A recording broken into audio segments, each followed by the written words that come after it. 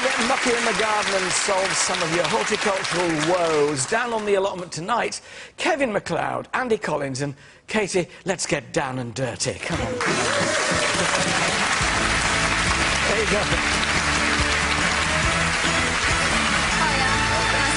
Fighting my way through the undergrowth. OK, Kevin, I think you got the first one. What I have. I've got a question here from Lawrence Smith in Cornwall. He says, "Hi, Alan. My wife Lynn remembers in her childhood in the 50s a fragrant bush she remembers as boy's love. But no one knows what it is." Nobody knows where Kevin MacLeod's left his reading glasses, but we'll try. It's just vanity. They're in my pocket. I'll put them on. I wear them as well, confession. It's actually I could say it's a completely different question. It's actually called lad's love. This is it. It's Artemisia abratanum, a kind of Artemisia. It's a shrubby herb. It's got wonderfully fruity, aromatic foliage. The Latinos, sort of Spanish and Italians, used to use it to rub in to make young men's beards grow quickly. And the Romans used to use it to cure impotence. But it's just a lovely herb to have in your garden. Lad's love, Artemisia abratanum. That's it. Katie. This is a long one from Diane from Kent.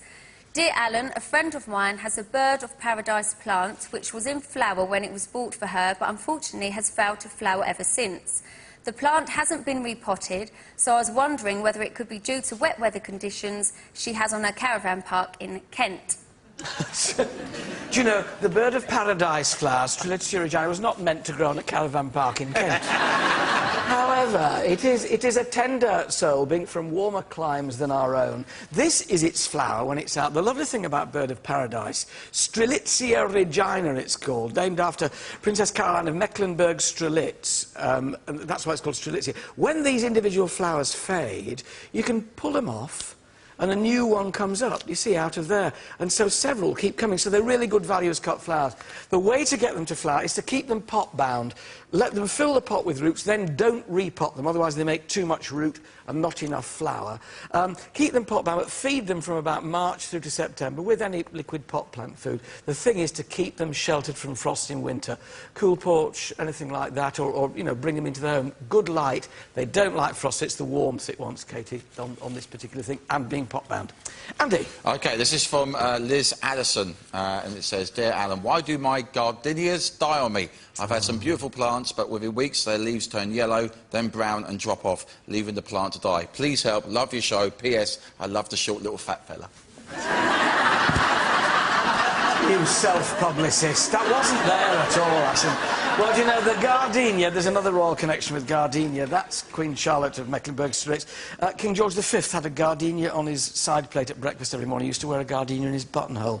They have. Kelvin, have a sniff at that. It's the most fabulous fragrance, isn't it? Waxy. Yeah, beautiful-looking plant, loads of bud. They are the very devil to keep alive when you buy them. Several things they need. One, they need ericaceous compost. That's this stuff, lime-free compost. They don't like hard water. Water them with rainwater, which isn't quite so limey.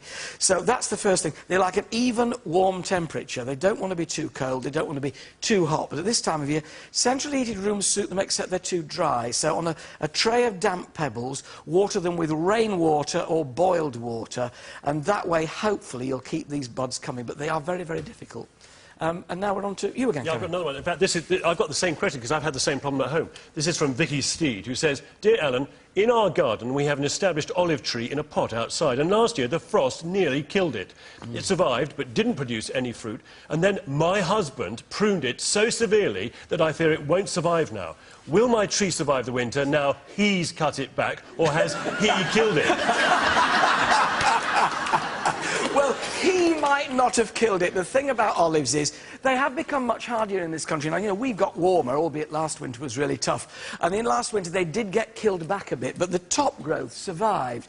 If it's a new, young olive tree, wrap the pot, if it's outside, in bubble wrap just to insulate it a bit. And you can put some fleece over the top in really, really cold weather. But generally speaking, they will survive outside once they've grown a bit like this one. The time to prune them is at the end of winter, in March, April, when you can see what's been killed, and then to cut it back. And you can cut back quite hard, and they will bush out. But you can't really, in this country, expect fruit, you know, little olives on it, because it's just not yet quite Mediterranean enough. So they will survive. He hasn't killed it. He was doing his best. Thank Thanks, Kevin. Plant of the week this week is this beauty here. Now, the great thing about winter, we're getting autumn colour still at the moment, but of course the leaves are falling. What's replacing them are berries on plants like this. This is Cotoneaster lacteus, Coitneaster, as they used to call them. Lovely Cotoneaster with this semi-pendulous habit, these lovely arching branches. It's evergreen, and you'll get these lovely, lovely berries on it, which look colourful, but also great for the birds. So don't get worried when birds come down and eat your pyracantha and your holly and your Cotoneaster. You can enjoy them, but you know that you're feeding the birds as well. So a really good shrub to have in your garden, as are all the Cotoneasters and pyracanthas.